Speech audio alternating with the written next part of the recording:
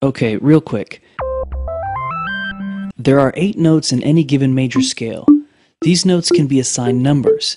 So if middle C is 1, D becomes 2, E becomes 3. So that becomes. The circle of fifths illustrates that chords are also assigned numbers. Major 1, minor 2, minor 3, major 4, and so on. So, the following is a musical interpretation of pi to 31 decimal places at a tempo of 157 beats per minute, which is incidentally 314 divided by 2.